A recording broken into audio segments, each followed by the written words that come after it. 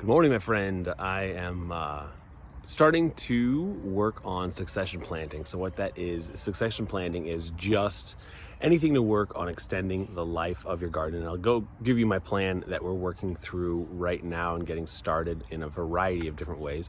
But succession planting is an awesome way to continue using your garden. You've got a lot of things that do well in the spring or do well in the summer, and to continue using that area for to be productive and to keep going and to keep you engaged and excited about gardening and seeing the new babies coming up and all those kinds of things is a really, really good deal. So here is what I'm planning. All right, so this is my Japanese beetle ravaged edamame, and tell you the truth, they look a lot better than they did last year, so I'm pretty happy with this.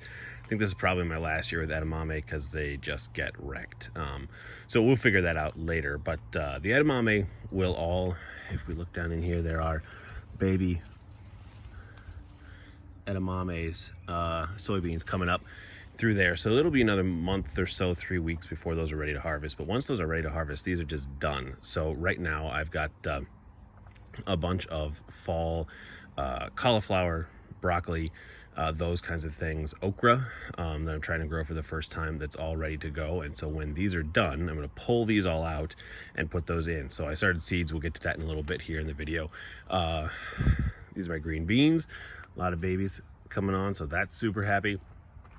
My Brussels sprouts, we've gotten cabbage worms for the first time. Those are starting to come out of it now, so that's really good. Carrots are coming up. This area right here is where my radishes were. I've got some radishes coming up. We're going to plant a few more in this little spot. But what I've been waiting for before I do that is my peas in the back, and then the lettuce here are all ready to be done. A bunch of them bolted. The chickens absolutely love them. So what we're going to do is we're going to pull all these guys, and this is going to be a whole new space here where we're going to plant some things.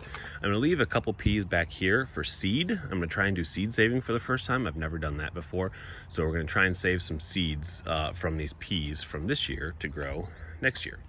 Peppers are doing great, and then holy cow, here's my squash. I have never ever before had squash this big, and my garden is frankly just too small for all this, so it is it's huge. So talked to Katie, she really likes summer squash and zucchini. So what we're gonna do is, this is 4 plants. There's a yellow and a green and a green.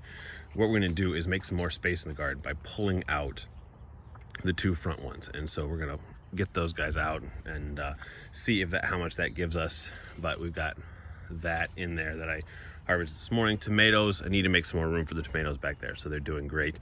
Then this side here, the beets are coming up. I harvested a bunch of beets this morning. You can see them down there. So we are going to take, and in these rows, plant some more beets in that area. And then this is the garlic. The garlic's coming out as well here, probably another 2-3 weeks. Once these leaves down here start to turn, they're still doing great, so we're going to leave those in. But here's what we're going to put in now. We're going to plant some more peas. The peas will be for fall fruiting peas. So we're going to have peas for the fall.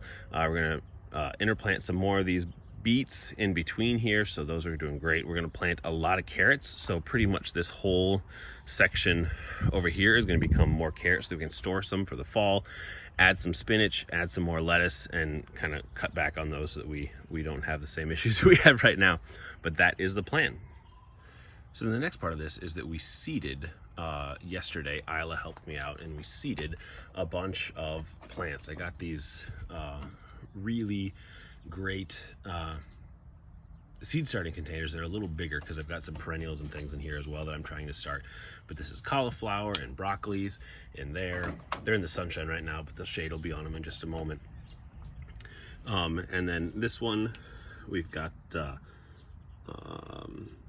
kohlrabi, and I've started some more basil as well to interplant my basil and have a fall crop of basil, because we go through a lot of pesto in our house. And so this one is columbine and some lupins that I'm going to try and grow. And then I don't remember what this one is, but the tags are in there and I don't have enough hands to grab them right now. But so we started some seeds. They are outside under my deck, right beside the smoker and the bird food.